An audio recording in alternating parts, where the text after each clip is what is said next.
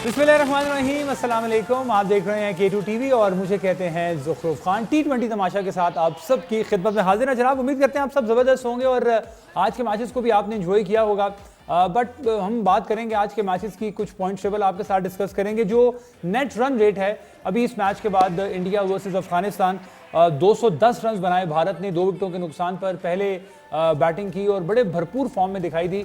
कुछ question marks हैं, कुछ सवालात हैं जो कि जहन में आ रहे हैं। जिस तरह अफगानिस्तान ने बॉलिंग का मुजाहिरा किया, जिस तरह उनकी फील्डिंग हुई, बॉलिंग चेंजेस हुई, नबी ने बॉल नहीं किया, मुजीब जो हैं वो प्लेइंग 11 का हिस्सा नहीं रहे और उसके जवाब में 7 गेंदों पे 81 रन दरकार हैं अफगानिस्तान को मैच जीतने के लिए। और 65 रन से ऊपर अगर भारत की टीम मैच जीतने में कामयाब होती है तो नेट रन रेट में काफ़ी फ़र्क आएगा, काफ़ी डिफरेंस आएगा। वो भी अभी कुछ देर में हम आपके लिए प्रोग्राम में हम शामिल करेंगे। आज हमारे साथ एक स्पेशल गेस्ट पाकिस्तान से नहीं बल्कि पाकिस्तान से बाहर, बहुत ही ज़बरदस्त बैट्समैन जो कि इस साल PSL का भी एक सीज़न खेला इस्लामाबाद यूनाइटेड से। ऑस्ट्रेलियन प्लेयर हैं, ओपनिंग बैट्समैन हैं, लेफ्ट हैंडेड बैट्समैन हैं, बहुत ही खूबसूरत खेलते हैं। उस्मान ख्वाजा, वो ऑस्ट्रेलिया से बराह रास्त हमारे साथ होंगे 11 बजे के बाद। उनसे भी कुछ चिट चैट करेंगे, जानने की कोशिश करेंगे कि उनका वर्ल्ड कप कैसा जा रहा है और जो ऑस्ट्रेलिया की परफॉर्मेंस है वो भी हम डिस्कस करेंगे। और अब से कुछ देर में हमें स्काइप पे ज्वाइन करेंगे कराची से Abdul Ghaffar, senior sports journalist हैं, एडिटर हैं डॉन न्यूज़ के। उनको हमें दावत दी है, वो हमें ज्वाइन करेंगे। मैचेस पे अगर हम बात करें तो बहुत क्लोज रहा। स्कॉटलैंड और न्यूजीलैंड का मुकाबला भी 16 रन से सिर्फ कामयाबी हासिल की न्यूजीलैंड ने।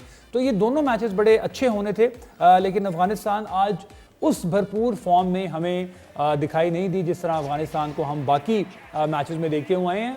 इवन पाकिस्तान के साथ मैच था, वो भी काफ़ी लंबा खींचा अफगानिस्तान ने और अच्छा अफगानिस्तान ने उस मैच को भी फिनिश किया। बट आज के मैच से भी काफ़ी तवक्कुह थी। अब ये मैच ख़त्म हो जाएगा तो जो पॉइंट्स टेबल है इस ग्रुप का, जिसमें इंडिया, अफगानिस्तान, न्यूजीलैंड, पाकिस्तान की टीम शामिल है, नमीबिया और स्कॉटलैंड भी हैं, लेकिन ऑब्वियसली वो उस तरह से उभर के सामने नहीं आई। अगर हम बात करें ग्रुप 1 की तो इंग्लैंड ने अभी तक 4 मैचेस खेले हैं, 8 पॉइंट्स हैं और नेट रन रेट बहुत अच्छा है 3.18।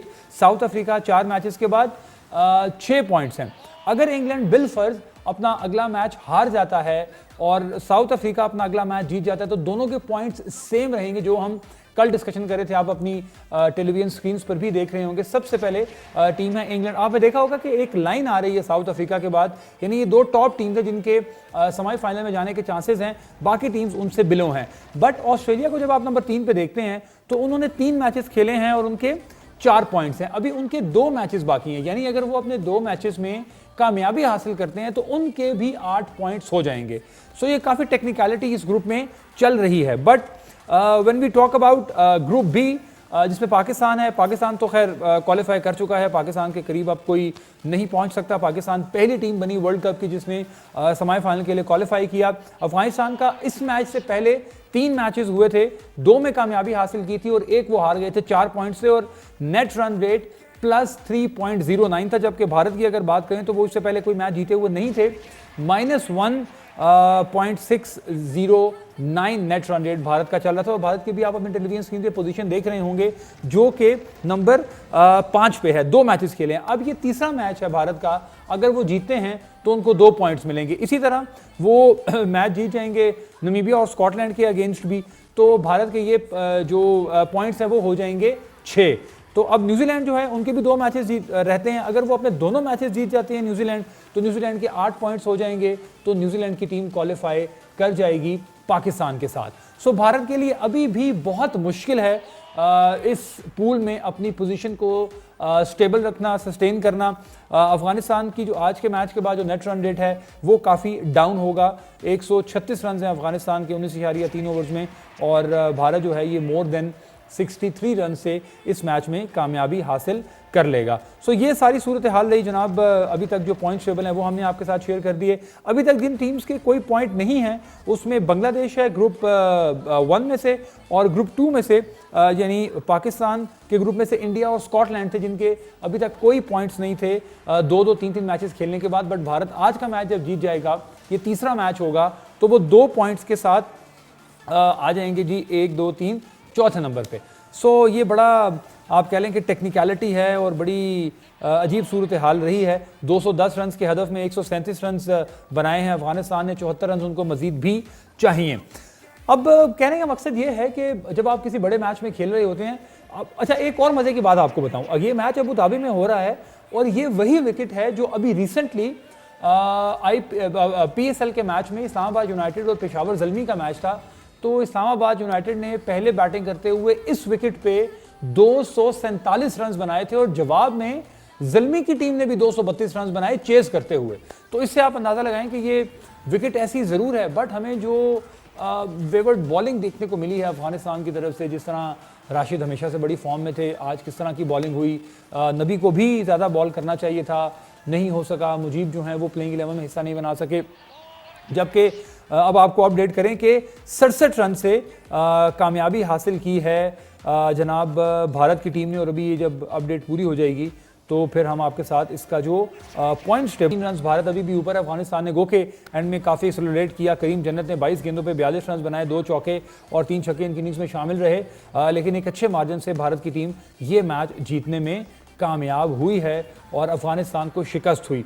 तो पॉइंट्स टेबल अभी चंद लम्हों में अपडेट हो जाएगा और जो अपडेटेड पॉइंट्स टेबल है वो हम आपके साथ शेयर करेंगे और उसमें तमाम चीज़ें वाजे हो जाएंगी। जो नेट रन रेट जिस पे एंड में आके कुछ ना कुछ हो सकता, क्योंकि ये क्रिकेट है जी, क्रिकेट में न्यूजीलैंड ने अभी 2 मैचेस खेलने हैं, अगर दोनों में से वो कोई एक मैच भी हार गए तो वो 6 पॉइंट्स पे स्टिक रहेंगे, और अफगानिस्तान का भी इसके बाद एक मैच है, अगर वो जीत जाते हैं तो उनके भी 6 पॉइंट्स होंगे, और भारत की टीम तो स्कॉटलैंड और नामीबिया से 80-20 की रेशो से भी जाएं तो भारत जीत जाएगा तो वो भी 6 पॉइंट्स होंगे। तो फिर इन तीनों टीम्स के दरमियान एक सख्त मुकाबला होगा। न्यूजीलैंड को इस सेमीफाइनल की दौड़ में रहने के लिए हर सूरत दोनों मैचेस में कामयाबी हासिल करना जरूरी है, अदरवाइज उनके लिए भी फिर वो इफ्स एंड बट्स वाली सिचुएशन होगी जो हमेशा से on a lighter note Pakistan के लिए रही है। और हम हर वर्ल्ड कप में और हर बड़े टूर्नामेंट में ये सोचा करते थे और देखते थे कि जी फलां से हार जाए, फलां को इतने रन से शिकस्त दे दे, इतनी विकेटों से जीत जाए, इतने ओवर्स में चेस कर ले तो शायद कोई सूरत हाल अच्छी और बेहतर हो जाए। अभी हम चलते हैं एक ब्रेक की तरफ, और जब ब्रेक से वापस आएंगे तो हमें स्काइप पे कराची से ज्वाइन करेंगे अब्दुल गफ़ार, और उनसे जानने की कोशिश करेंगे कि उन्होंने वर्ल्ड कप को अभी तक कैसा देखा, और स्पेशली आज के मैच में हम फोकस करेंगे, जानने की कोशिश करेंगे। और पाकिस्तान नो डाउट बेहतरीन परफॉर्मेंस पे, और वो एक खुशी ही अलहदा है। 7 तारीख को मैच है, इतवार है, और इंशाल्लाह पाकिस्तान वो भी मैच जीतेगा और अपने पूल में 5 मैच जीत के नॉकआउट स्टेज के लिए क्वालिफाई करेगा। ब्रेक के बाद वापस आ रहे हैं, आप देख रहे हैं T20 तमाशा। Welcome back once again. Break के बाद दोबारा खुशामदीद कहते हैं। आज जो जिब हमारी है वो आसमान से आ रही थी, तो मुझे लगा कि शायद सारा जो आसमानी पैकेज है ना वो आज चल जाएगा। और 5G जनाब ज़बरदस्त 5G ग्रुप ऑफ कंपनीज और ताजीन के ताउन से आप ये प्रोग्राम देख रहे हैं, उनके ज़बरदस्त पैगामात हैं, वो भी हम कुछ देर में आपके साथ शेयर करेंगे। लेकिन इस वक्त हमें हमारे बहुत ही प्यारे दोस्त अब्दुल गफ़ार, एडिटर हैं जी स्पोर्ट्स के डॉन न्यूज़ में, सीनियर स्पोर्ट्स जर्नलिस्ट हैं, क्रिकेट पे स्पोर्ट्स पे काफ़ी गहरी नज़र रखते हैं और आजकल छाए हुए हैं डिजिटल मीडिया पे। गफ़ार अस्सलाम वालेकुम, आपको आवाज़ आ रही है, सुन पा रहे हैं? वालेकुम अस्सलाम दुखरू भाई, बहुत बहुत शुक्रिया आपके अच्छे अल्फाजात का और प्रोग्राम में मदू करने के लिए। बहुत बहुत शुक्रिया आपका। हम स्ट्रेट फॉरवर्ड सबसे पहले तो ये बताएंगे वर्ल्ड कप कैसा जा रहा है? वर्ल्ड कप बहुत अच्छा जा रहा है, लेकिन अभी मैं चूंकि मेरा खुद चालू पेशावर से और मैं K2 टीवी पे आ रहा हूँ तो मुझे इतनी खुशी हो रही है, तो मैंने एक 2 लफ्ज याद किए थे। हाँ। मेरे कजन ने मुझे याद कराया, वो ये है कि मेरे सोने पिशोर ते पिंडी ते इस्लामाबाद वालों ने मेरा बहुत बहुत सलाम। वालेकुम अस्सलाम, वालेकुम अस्सलाम। बड़ा बड़ा जबरदस्त है जी। बहुत हमारी जो व्यूअरशिप है, फैन फॉलोइंग है, वो KP में भी बहुत ज्यादा है, पोठोहार के इलाके में भी बहुत बेहतरीन है। बहुत शुक्रिया। थोड़ा सा बताएं वर्ल्ड कप अभी तक कैसा रहा? पाकिस्तान के मैचेस तो यकीनन आपने एंजॉय किए होंगे, जितना जबरदस्त पाकिस्तान खेला। भाई नजर न लगे, जो मुझसे पूछ रहे पाकिस्तान के मैचेस का, मैंने कहा माशाल्लाह पढ़िए, अल्हम्दुलिल्लाह बोलिए और इस टीम की नजर उतार लीजिए। क्योंकि ज़ुखरुफ आप भी माशाल्लाह काफी अरसे से क्रिकेट को कवर कर रहे हैं, आप भी बड़े अच्छे जर्नलिस्ट हैं और PSL के साथ भी वाबस्ता है, सारी चीजें देखते हैं। इतनी अच्छी कंसिस्टेंट परफॉर्मेंस वर्ल्ड लेवल पे कहीं नहीं है पाकिस्तान की क्रिकेट में। 1999 हमें याद आ रहा है जब हम स्टूडेंट थे, और आप भी स्टूडेंट होंगे, पर हमारी प्रोफेशनल लाइफ में जितनी हमने कवरेजेस की हैं, मुझे 14 साल हो गए, 2011 का वर्ल्ड कप भी किया था, वहां भी एक अच्छा पैच आया था, आपको याद है? शुरू में हमने बड़े मैचेस जीते थे, ऑस्ट्रेलिया को भी हराया था, लेकिन इतनी अच्छी टीमों को, भारत को, न्यूजीलैंड को जिस अंदाज से हमने हराया है, I think hats off to Pakistan team. इस टीम को बहुत क्रेडिट देना पड़ेगा। हम बहुत तनकीद करते हैं, लेकिन जब ये अच्छा खेलें तो जी भर के तारीफ करें। बिल्कुल ऐसा ही है। मैं अभी जल्दी से आपके साथ मजहर अरशद की एक ट्वीट शामिल कर दूं कि India's net run rate is positive now, their best scenario to qualify for the semis is Afghanistan beat New Zealand and then India beat Scotland and Namibia by good margin. 63 run से मैच जीतना था, जबकि 66 run से कामयाबी हासिल की। आज के मैच में अफगानिस्तान लगा नहीं जो पहले मैचेस हमने अफगानिस्तान के देखे हैं। गफार, कहां पे कमी रह गई, क्या हुआ? कि ठीक है, मुझे याद है कि हमारी टीम ने इस विकेट पे 247 रन बनाए, आपकी टीम ने चेज करते हुए 232 रन बनाए रिसेंट पीएसएल में, अभी यही विकेट थी। बट उसके बावजूद भी कहां पे कमी रह गई अफगानिस्तान की? देखिए, मैं ये जरूर कहूंगा दुखरुफ कि आज जो भारत की टीम है वो बहुत उम्दा खेली। उनका कॉम्बिनेशन बहुत ठीक था। मुझे तो हैरत है कि पिछले 2 मैचेस के अंदर उन्होंने जो कॉम्बिनेशन खिलाए, गलतियां की, और खासतौर पर अगर आप देखें रोहित शर्मा को जिस अंदाज से उन्होंने डिमोट किया था, दैट वाज स्टनिशिंग। मेरे तो मतलब बिल्कुल वहमो गुमान नहीं था कि वो रोहित शर्मा जैसे प्लेयर को शॉट ऑफ कॉन्फिडेंस कर देंगे। इससे इंडिकेट होता था कि उनकी बिल्कुल भी अच्छी जो है वो एक कॉन्फिडेंस नहीं है। लेकिन जो आज उन्होंने परफॉर्मेंस दिखाई है, आई थिंक भारत को क्रेडिट देना पड़ेगा। Afghanistan definitely on the receiving end today, क्योंकि एक ऐसी टीम से उनका एक वास्ता पड़ गया जो कि 2 मैच हारे हुए थे। उनका जो यकीनी तौर पे आज जो सारा मामला था वो कॉन्फिडेंस का वो गिरा हुआ था। तो भारत कहते ना had a point two prove, उन्होंने पॉइंट प्रूव करना था। अफगानिस्तान उनके रास्ते में आ गया, और अफगानिस्तान में भी दोपहर आपने ठीक कहा कि बहुत कोई अच्छी क्रिकेट नहीं खेली और शायद इससे बेहतर कर सकते थे। लेकिन जब रोहित शर्मा और केएल राहुल ने पहले 6 ओवर के अंदर एक अच्छा आगाज दे दिया था, इट वाज इमिनेंट कि आज क्या होगा। बिल्कुल ऐसा ही है। और जो इंडिया का नेट रन रेट है वो -1.60 से +0.073 हो गया है, जबकि अफगानिस्तान का +3.097 से स्लिप होके +1.481 है। अभी भी आप देख लें गफार कि अफगानिस्तान वो एक मैच की वजह से अभी तक हारने के बावजूद भी बड़े मार्जिन से नेट रन रेट पॉजिटिव है। तो इंडिया जो अफगानिस्तान और न्यूजीलैंड का मैच होगा, आप समझते हैं वही इस ग्रुप का डिसाइडर होगा? एब्सोल्युटली। देखिए, बड़ी सूरत हाल बात है और इस मैच से पहले है। ठीक है, भारत ने अपने हिस्से का काम आज कर दिया, तो ग्रुप के 200 रन बना दिए, 210 रन अफगानिस्तान से मैच 60+ रन से जीत लिया। लेकिन स्टिल अनफॉर्चुनेटली उनकी चीजें अपने हाथ में नहीं है, उनकी किस्मत अब दूसरों के हाथ में है। अफगानिस्तान का न्यूजीलैंड के खिलाफ मैच बड़ा इंपॉर्टेंट है। वहां अगर अफगानिस्तान कुछ कर दे तो फिर ही जो है वो भारत का चांस बनता है, क्योंकि भारत को ऑब्वियसली अफगानिस्तान से मैच जीतना ही था, आपको ही पता है दुखरुख। इसी तरह नमीबिया से, स्कॉटलैंड से भी वो बड़े बड़े मार्जिन से जीत सकते हैं, लेकिन बड़े मार्जिन के बावजूद उनको डिपेंड यही करना है कि अफगानिस्तान न्यूजीलैंड को हरा दे, क्योंकि न्यूजीलैंड के पास तो बड़ा सीधा है, वो भारत को हरा चुके हैं, वो अगले 4 मैच जीते हैं पाकिस्तान की तरह, उनके भी जो है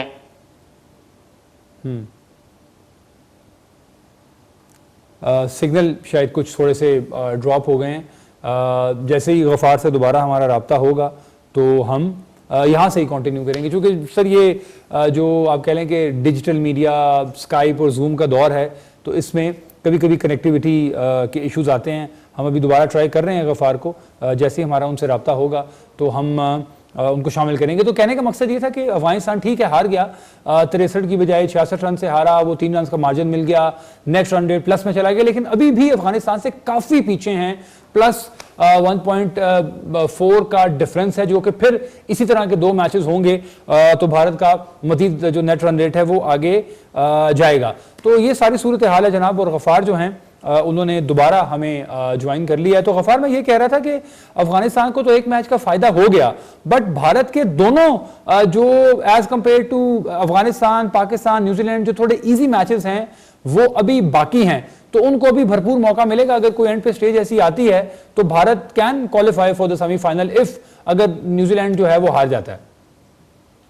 बिल्कुल, सारा गेम ही जो है वो दुखर, वैसे आपने खुद कह दिया कि अफगानिस्तान न्यूजीलैंड के मैच पर डिपेंड करता है, और वहां पर भारत की किस्मत जो है उसी मैच पर अटकी हुई है। चाहे वो दोनों मैचों में 400 रन बना लें, 300 रन बना लें या 100 रन बनाएं, लेकिन उस मैच में अनफॉर्चुनेटली जो कि पाकिस्तान न्यूजीलैंड दोनों से हार चुके हैं, तब उनको इंतजार ये करना है कि पाकिस्तान हम फाइनल में पहुंच चुके हैं, बट न्यूजीलैंड को ऑब्वियसली अफगानिस्तान से मैच जीतने की सिर्फ जरूरत है। तो भारत की सारी रन रेट जो है वो यहीं धरी रह जानी है। तो यही होता है कि बड़े टूर्नामेंट के अंदर आपको बड़े मैचेस के अंदर कामयाबी हासिल करना पड़ती है। भारत नहीं कर सका, और मुझे टू बी ऑनेस्ट बड़ी हैरत हुई। दुखरुख, मैं कल भी अपने प्रोग्राम में भी बात कर रहा था कि जो बिल्डअप है ना भारत का, और आज भी देखिए दुखरुख, आपने चीज नोट की, मिड टूर्नामेंट में मिड मैच के अंदर जब भारत की टीम बैटिंग कर रही है और बीसीसीआई अनाउंसमेंट कर रहा है राहुल द्रविड़ कोच बन गए। ओ भाई दुनिया, आप भी मीडिया मैनेजमेंट कर रहे हैं 4-5 साल से, थोड़ी बहुत मैंने भी की है। मतलब आप इमेजिन कर सकते हैं क्या वर्ल्ड कप के अंदर, और वर्ल्ड कप में भी अपने मैच के दौरान ये अनाउंसमेंट कर रहे हैं? That is beyond me. बल्कि आप पता नहीं इस पे कोई आर्गुमेंट दे सकते हैं, but that is beyond me. आपने बिल्कुल ठीक कहा, पहले भी आपने बिल्कुल ठीक कहा। मैं खुद, मुझे बड़ी हैरत हुई कि ये जो इस तरह की सिचुएशन हुई, और वो भी तब जब भारत थोड़ा बैकफुट पे जा रहा है। उनके कुछ मैचेस अच्छे नहीं गए, पाकिस्तान से हार गए, न्यूजीलैंड से हार गए, और उसके बाद इस तरह की अनाउंसमेंट हो जाना, तो ये कुछ खतरे की घंटी जरूर है। देखिए खतरे की घंटी भी है, and that shows not a good spirit and not a good management with in BCCI and team India. देखें, एक खबर आती है वर्ल्ड कप से पहले कि Virat Kohli is not going to be the T20 world cup after the world cup. ये बहुत बड़ी न्यूज थी। यू नो कि भारत में क्रिकेट किस तरह फॉलो होती है और वहां विराट कोहली कितने बड़े स्टार हैं, उसकी वेव लेंथ आप हमसे ज्यादा जानते हैं कि वहां का मीडिया, वहां के फैंस, और जितना भारत ने क्रिकेट में अचीव किया, तो Virat Kohli is a mega star. वो कुछ छोटे प्लेयर नहीं है। जैसे हमारे यहाँ माशाल्लाह बाबर आजम अब बनते जा रहे हैं, विराट कोहली उससे 5 गुना आगे जा चुके हुए हैं। बिल्कुल, जहाँ बाबर आजम इंशाल्लाह अगले 2-3 साल में मजीद जाएंगे। तो एक तो ये खबर आना, फिर विराट कोहली का खुद ट्वीट करके कंफर्म करना, उसके बाद बीसीसीआई को प्रेस रिलीज आना। इट शोज कि यहाँ पे कुछ ना कुछ गड़बड़ जरूर थी। ये देखिए मिस हैंडल हुआ है मेरे ख्याल में। चाहे विराट कोहली इससे पहले वर्ल्ड कप नहीं जीते, लेकिन ये तो उनके पास चांस था ना। आप वर्ल्ड कप के खत्म होने का इंतजार करते, कहीं ना कहीं रुक कुछ मिसमैनेजमेंट भी हुई है, टीम स्पिरिट भी सही नहीं रही, और यही वो चीजें हैं जिसने रिफ्लेक्ट किया है भारत की परफॉर्मेंस को। वरना भारत इस तरह की टीम नहीं है। ऑन पेपर वो अभी भी पाकिस्तान और न्यूजीलैंड से बेहतर टीम है, ये आपको भी पता है, मुझे भी पता है। बट वो परफॉर्म क्यों नहीं कर पाए? जब आप किसी टीम को कॉन्फिडेंस नहीं देंगे, उन पे प्रेशर डाल देंगे आउटसाइड ड्रेसिंग रूम वाला, तो यही होता है। बिल्कुल, आपने ठीक है। अच्छा, मुझे गफार ये बताएं कि हम 2011 के बाद देखते हैं कि 2012 का T20 वर्ल्ड कप हुआ, फिर 13 में टूर्नामेंट हुआ आईसीसी का, 14 में T20 वर्ल्ड कप हुआ, 15 में फिर ऑस्ट्रेलिया न्यूजीलैंड में, 16 का वर्ल्ड कप हुआ, और 17 की चैंपियंस ट्रॉफी, 19 का वर्ल्ड कप। यानी भारत हमेशा से पिछले 4-5 सालों में बहुत स्ट्रांग टीम रही है। आईसीसी का जो इवेंट है वो जीतने के करीब होते हैं लेकिन जीत नहीं पाते। तो क्या ये सब चीजें बैकग्राउंड में चल रही होती है जिसकी वजह से कुछ थोड़ी बहुत कहीं ना कहीं टेंशन होती है जो वो फिर नजर आती है आगे? बिल्कुल है। अगर कोई बोले भारत में कि विराट कोहली चाहे 2017 का चैंपियंस ट्रॉफी फाइनल हारे हो या 2019 का वर्ल्ड कप का सेमीफाइनल हारे हो और फिर टेस्ट चैंपियनशिप भी हारे हो, और उससे पहले मानना पड़ेगा कि भारत ने अपने स्टैंडर्ड को रेज किया था।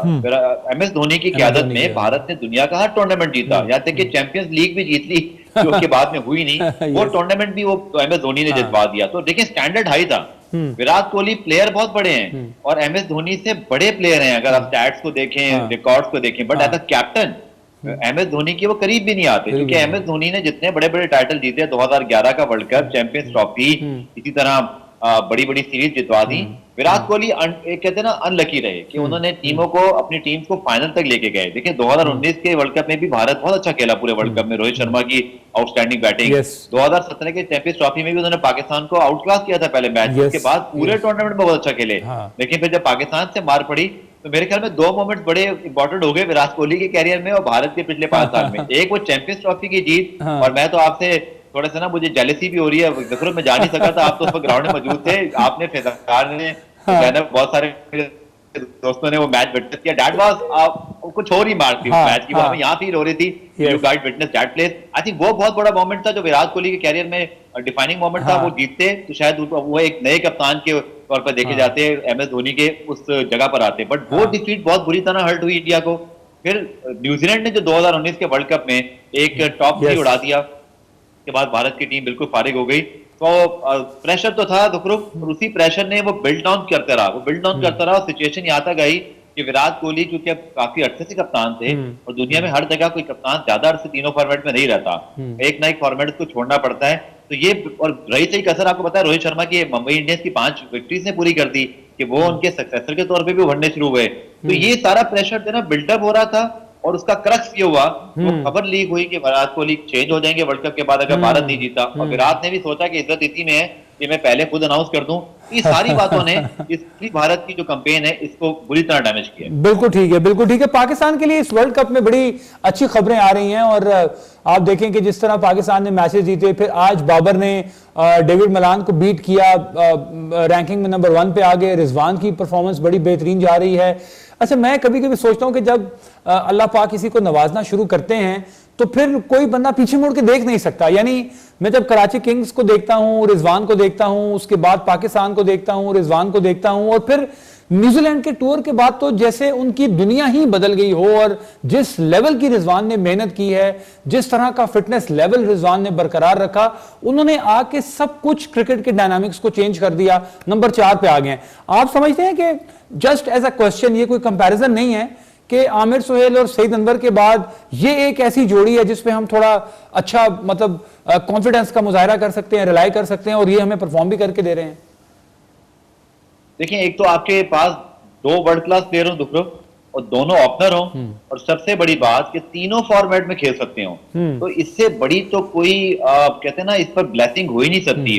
बाबर आजम के होते हुए हम याद है ना, ये कहा करते थे कि पाकिस्तान के पास भी अल्लाह करे कि रोहित शर्मा और विराट कोहली जैसे 2 बड़े प्लेयर एक साथ आ जाए, तो इससे आप ना शेयर करते हो प्रेशर को, और उसमें एक तीसरा चौथा प्लेयर भी यंग से ग्रूम हो जाता है साथ। पाकिस्तान आई थिंक मिस करता था ये चीज कि बाबर आजम पे बहुत प्रेशर था, क्योंकि आपने देखा क्रॉस द फॉर्मेट जहां मिसबाह और यूनुस रिटायर हुए तो टेस्ट टीम भी स्ट्रगल कर रही थी, हमारी वनडे टीम में भी प्रॉब्लम थे।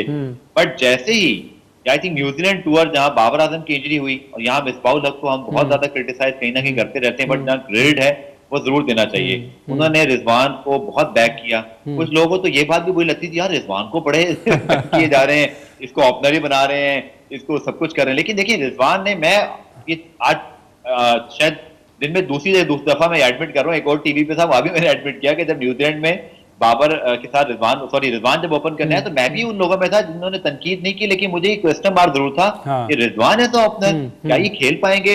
बट रिजवान को इतनी इनको शाबाश देनी पड़ेगी कि हर गुजरते मैच के साथ उन्होंने अपने बैट से, अपनी परफॉर्मेंस से हमारे दिल जीते हैं, रिस्पेक्ट को अर्न किया। देखें ना, हर कोई उनकी तारीफ करता है, हर कोई उनके वर्क एथिक्स की, उनकी परफॉर्मेंस की, तो बोलना बहुत अच्छा लगता है।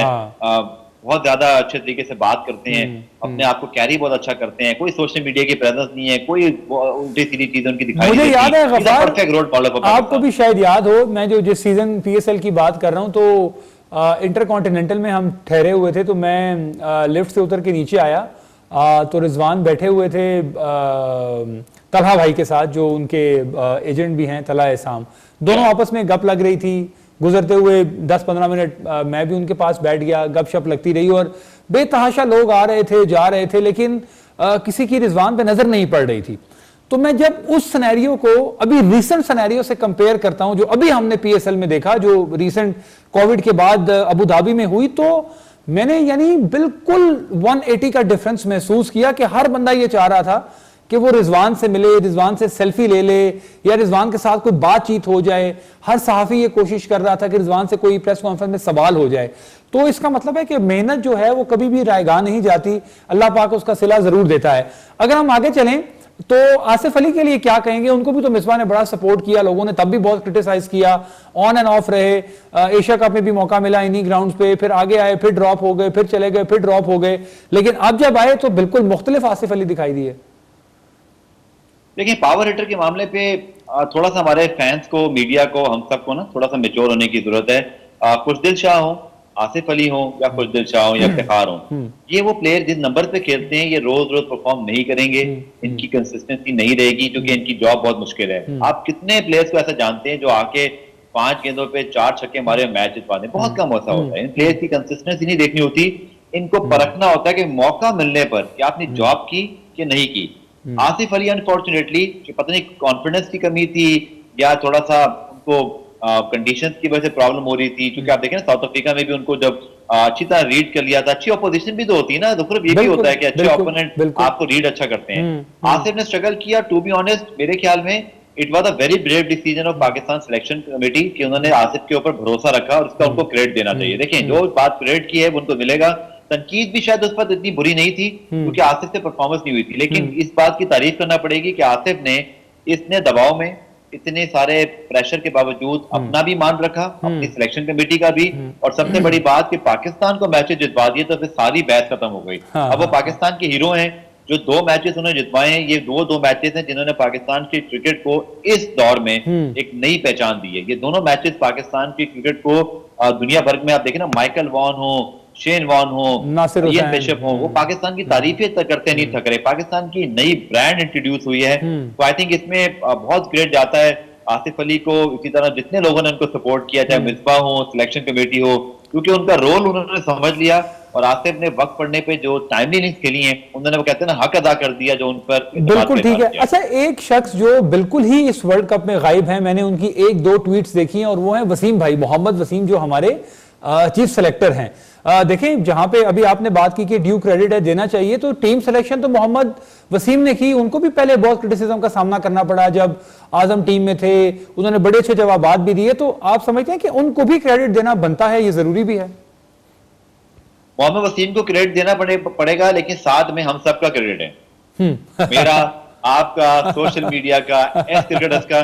क्योंकि देखें, जो पहली टीम सिलेक्ट हुई थी ज़ुखरुफ, आपको, मुझे, सबको कुछ चीजों पर हैरानगी हुई थी, और वो ठीक थी, क्योंकि एक बेसिक बात थी उसमें। सिर्फ ये बात थी कि आपने कुछ प्लेयर को, जैसे आदम थे और खुशदिल दोनों, कि आपने इनको बिल्कुल इंटरनेशनल क्रिकेट में भी मौका ही नहीं दिया, और ये अचानक से वर्ल्ड कप में जा रहे थे।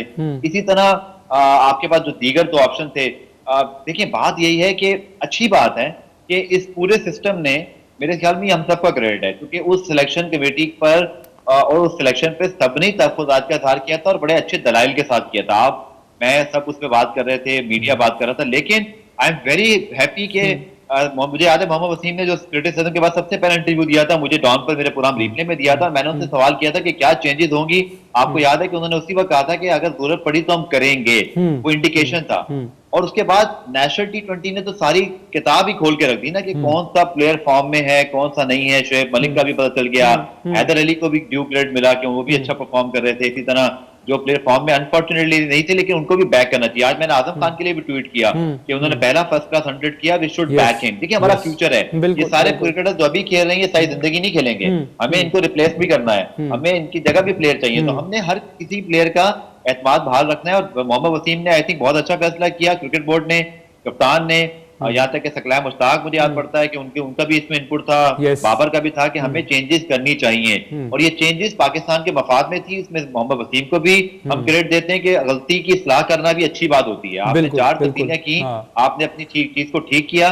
Now I think we all deserve credit for this, कि वहां पे चेंजेस हुए, और उसमें मोहम्मद वसीम का क्रेडिट भी है। बिल्कुल, आप ठीक कह रहे हैं। अच्छा, हमने वर्ल्ड कप में सब टीम्स की बात की है, कुछ टीम की ठीक है, क्राइसिस भी चलते रहे, जिसमें हमने साउथ अफ्रीका को भी डिस्कस किया, और फिर वेस्ट इंडीज को हमने डिस्कस किया, इस तरह चीजें चलती रही।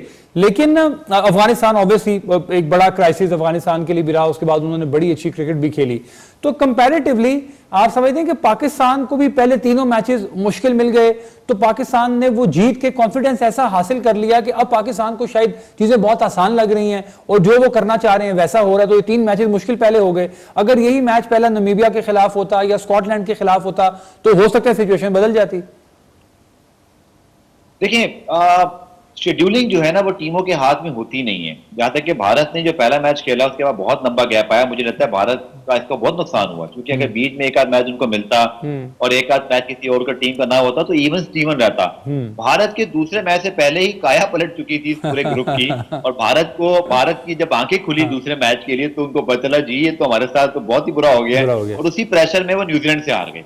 लिटरली वो प्रेशर में आ रहे हैं। जैसे मैंने पहले भी कहा कि रोहित शर्मा जैसे वर्ल्ड क्लास प्लेयर को, जो दुनिया का शायद बेहतरीन इस वक्त ओपनर है, 10 साल से परफॉर्म कर रहा है, उसके स्टैट्स उठा के देखें वनडे T20 के, तो स्पेशली वनडे के, तो आप परेशान हो जाएंगे कि 4 सेंचुरियां तो एक वर्ल्ड कप में बना चुका है। तो भारत के लिए ये शेड्यूलिंग बड़ी अजीबोगरीब थी। लेकिन एक चीज हमने भी सीखी बतौर कहते हैं ना स्टूडेंट ऑफ द गेम, कि आप कंडीशंस के लिहाज से कितने प्रिपेयर्ड होके आते हैं, और उस लिहाज से प्लान को कैसे एग्जीक्यूट करते हैं। पाकिस्तान के पास यूई में खेलने का सबसे ज्यादा एक्सपीरियंस, और फिर हमारे कोचेस ने, और फिर हमारी जो एक सिलेक्शन थी, आपको याद है कि हम सब ये बात कर रहे थे कि नहीं यार, शर्जील को, फखर को ओपनर होना चाहिए, रिजवान नीचे चले जाएं, बाबर नंबर 3 पे आ जाएं, बड़ा कुछ चल रहा था सबके दिनों में।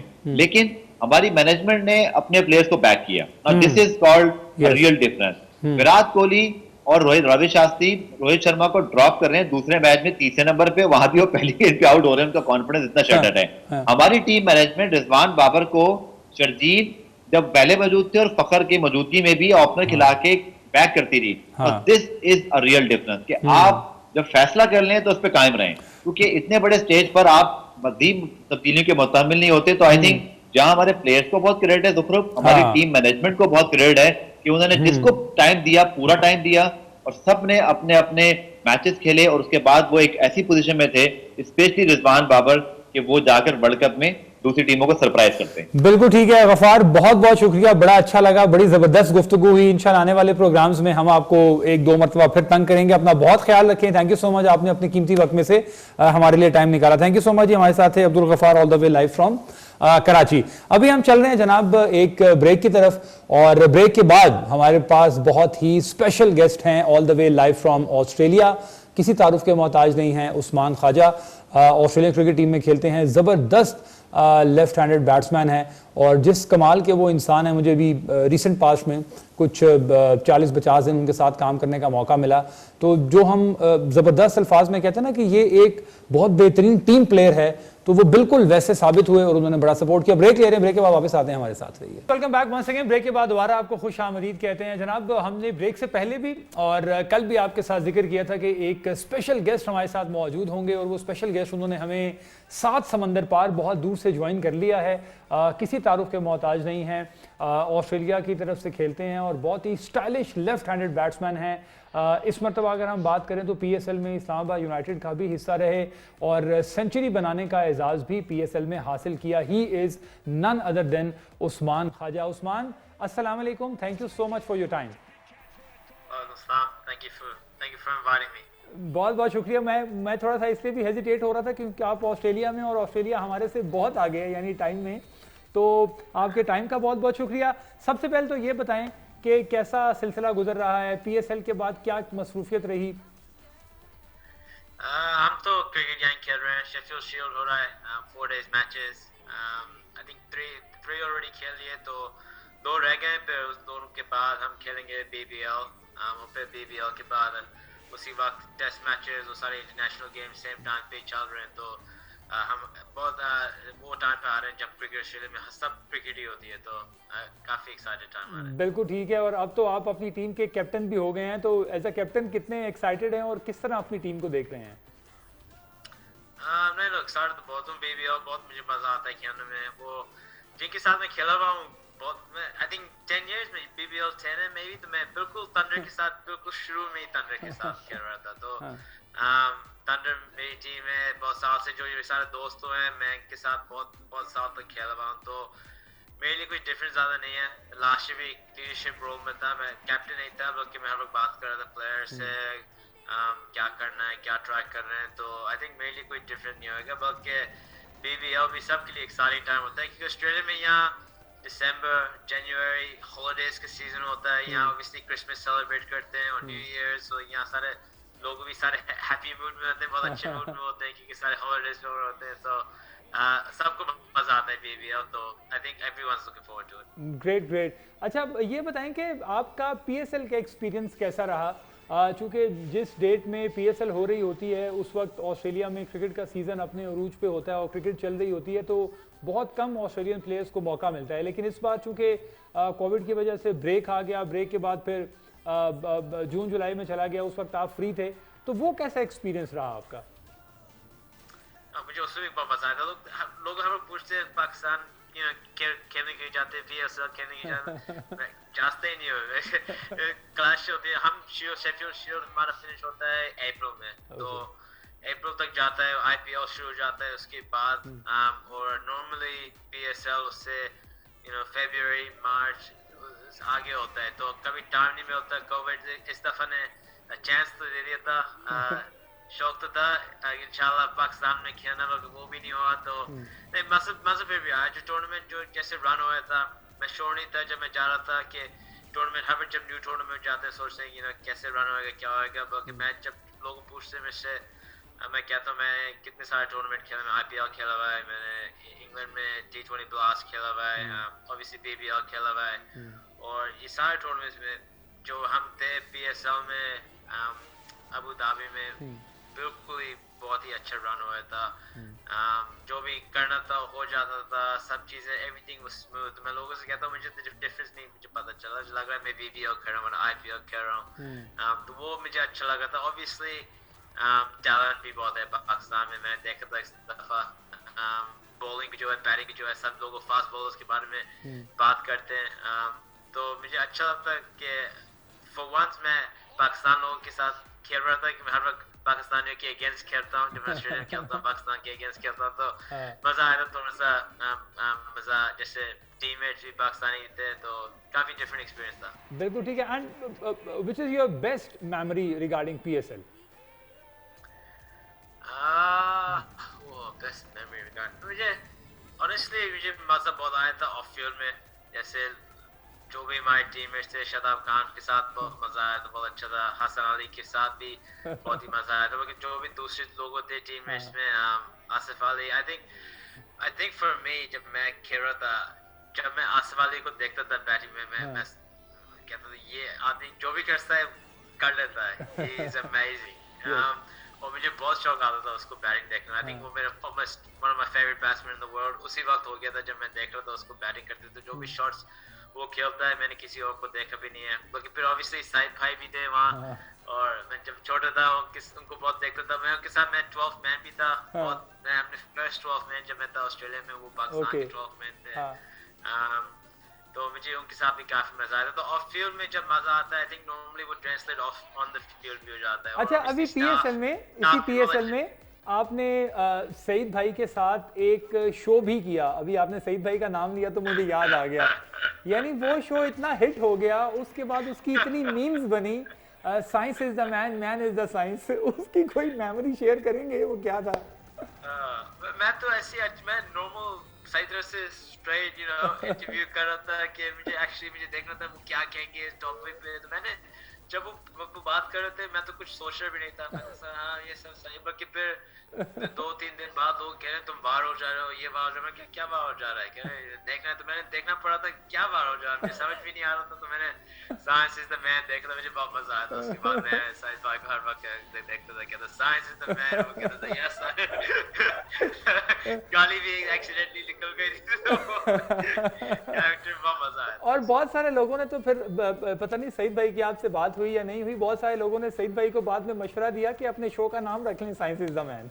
तो मैं अपने YouTube चैनल उस वक्त ही स्टार्ट होता है, आई थिंक वो मेरा ऑलमोस्ट मे बी सेकंड वरना थर्ड वीडियो था। तो नहीं, जैसे जब हो जाता है साइड भाई, जब भी मैं देखता हूँ बस क्या कैरेक्टर है। मैं जो इंटरव्यू है, जो हर वक्त, मैं आपको पता है मैं मजाक कर रहा था जो नासिर हुसैन के साथ करा है, मेरा I think most favorite interview in the world वही है। तो जब मैंने उनके साथ अगेंस्ट देखा था, फोटो लिया था, मीट करते, Jimmy Anderson is easy for me, मुझे बहुत मजा आया था। एग्जैक्टली। अच्छा, ये तो आप समझते हैं कि आपको एक चीज़ का PSL में भी बहुत एज रहा, वो था उर्दू ज़बान। आपको उर्दू बड़ी अच्छी बोल लेते हैं आप, तो उसके साथ थोड़ा प्लेयर्स के साथ कनेक्ट करने में आसानी हुई?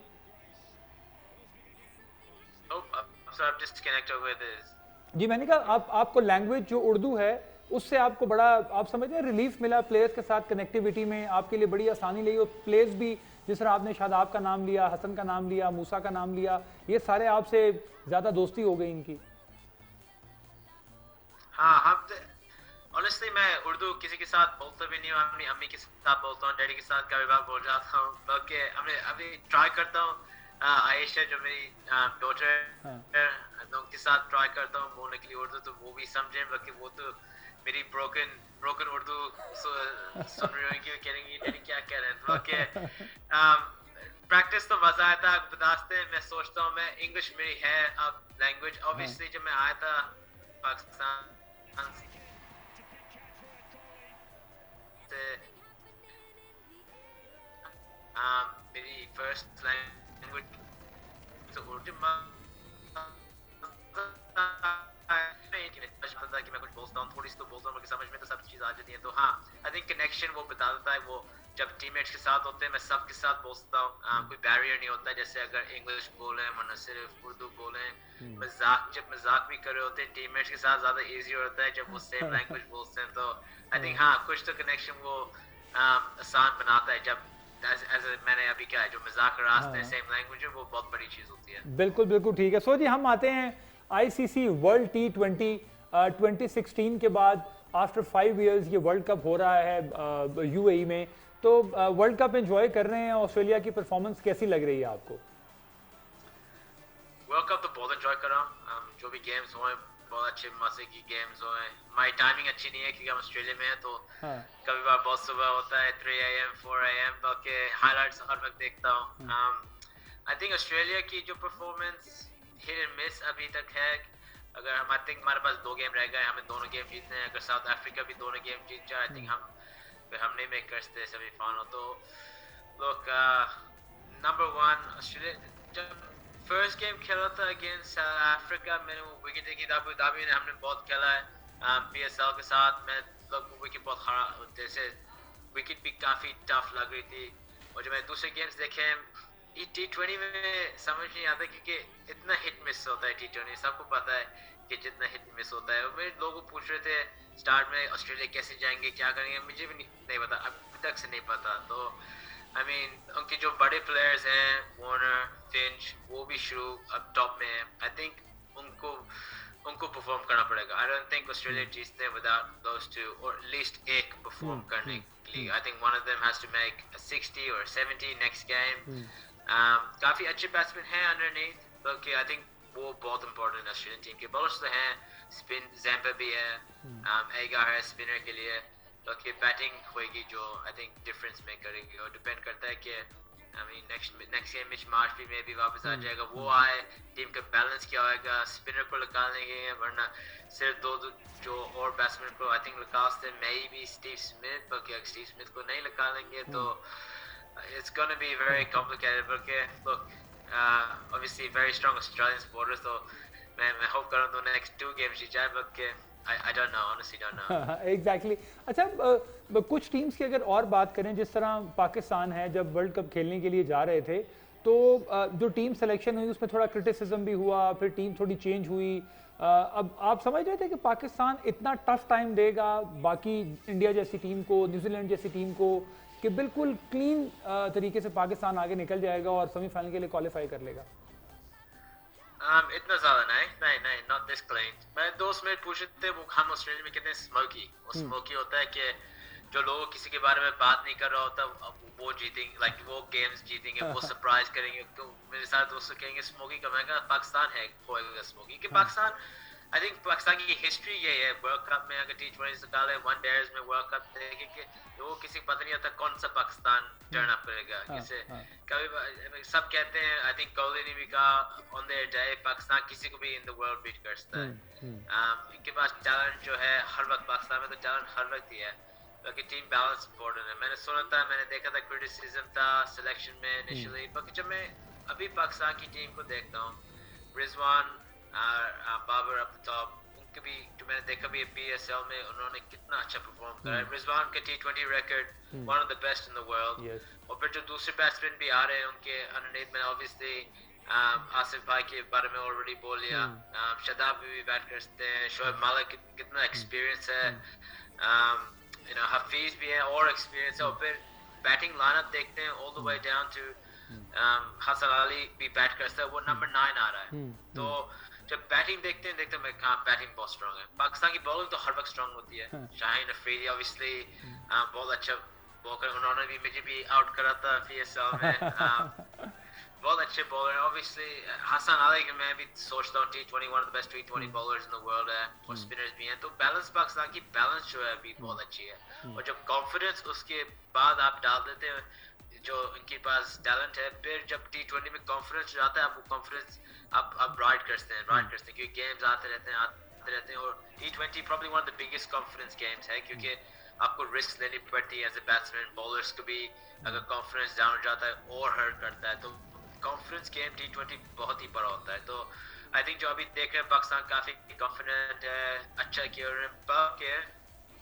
सेमीफाइनल सेमीफाइनल होते हैं और आपको वो गेम जीतने पड़ते हैं। हाँ। तो हाँ, अगर हमें कुछ पता है इस्लामाबाद यूनाइटेड से नंबर 1 रिकॉर्ड ब्रेक भी कर दिया था, कितने गेम्स जीते थे। हम वो नॉकआउट मैचेस नहीं जीतते थे, और जब नॉकआउट मैचेस नहीं जीतते आप टूर्नामेंट नहीं जीतते। तो आई थिंक अब इम्पोर्टेंट नहीं है, अब सिर्फ सेमीफाइनल जो पाकिस्तान खेलेगा वही सबसे इम्पोर्टेंट है, और फिर उसके बाद फाइनल। सिर्फ 2 गेम जीतने पाकिस्तान को जीतने में टूर्नामेंट के लिए, वही टफ गेम होंगे, क्योंकि उस वक्त ही प्रेशर आएगा। और मुझे पता है, मैं प्लेयर से बात कर रहा है कि पाकिस्तान में जैसे इंडिया और सब कॉन्टिनेंट में सब लोगों के कितना प्रेशर बनाते हैं सब टीम की, क्योंकि सबको इतना ज़्यादा जीतना चाहता है। बिल्कुल ठीक है। अच्छा उस्मान, मुझे ये बताएं कि इंडिया की टीम के बारे में बात हो रही थी कि जिस तरह अभी उन्होंने आईपीएल भी यहाँ पे खेली और बड़ा एक ज़बरदस्त फॉर्म में जा रहे हैं, बड़ी कंप्लीट टीम है और सब नॉकआउट में सेमीफाइनल फाइनल में इंडिया, न्यूजीलैंड, इंग्लैंड, इनकी बातें हो रही थी।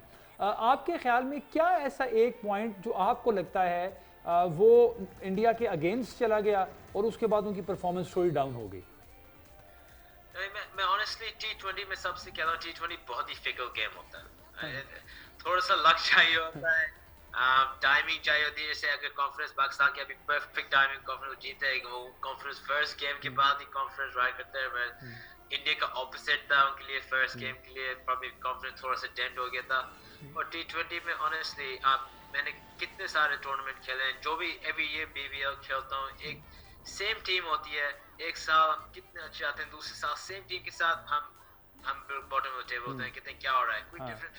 T20 में ऐसे ही होता है काम, और इसलिए जब लोगों पूछते हैं T20 वर्ल्ड कप में कौन जीतेगा कौन, मैं कहता हूँ so hard. T20 is the hardest place to predict, क्योंकि सिर्फ 20 ओवर्स होते हैं। अब एक आदमी 80-90 बना दे, वो गेम ओवर, जीत गया। वरना एक आदमी 4 विकेट्स ले दिया, गेम ओवर। तो ये एटलीस्ट टेस्ट मैच में तो 5 दिन होते हैं, सेकंड इनिंग्स भी होती है, तो चांस होता है वापस आने में गेम में। T20 में चांस नहीं होता। तो यही मैं कहता हूँ, T20 सो फिकल। तो जब मैं इंडिया टीम को देखा, उनकी टीम बहुत ही अच्छी है।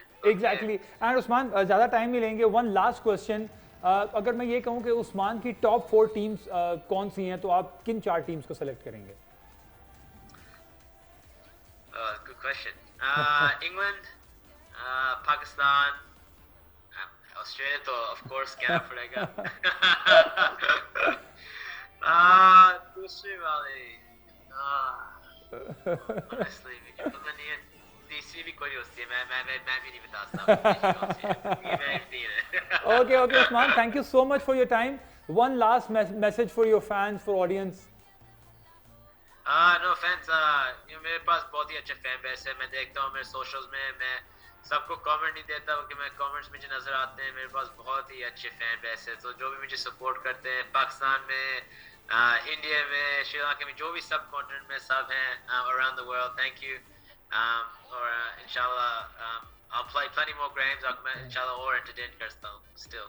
Thank you so much, Usman. Take very good care of yourself. बहुत अच्छा लगा आपसे बात करके, और इंशाल्लाह ये जो प्रोग्राम है इसका फिर लिंक हम आपके साथ भी शेयर करेंगे। अपना बहुत ख्याल रखें। Thank you so much. Thanks, Zukruf. Go Islamabad United. Thank you. So जी, Usman Khawaja all the way live from Australia हमारे साथ मौजूद थे। ज़बरदस्त ओपनिंग बैट्समैन है, दुनिया भर की लीग्स खेली हैं। आज इन्होंने K2 TV के लिए टाइम निकाला, इनका बहुत बहुत शुक्रिया। प्रोग्राम आपको कैसा लगा, इसका फीडबैक हमें आप ज़रूर बता सकते हैं, फेसबुक पे, ट्विटर पे, इंस्टाग्राम पे। आज के लिए इतना ही। ज़ुखरुफ खान को अपनी पूरी टीम के हमरा इजाज़त दीजिए। अपना ख्याल रखिएगा। अल्लाह हाफ़िज़।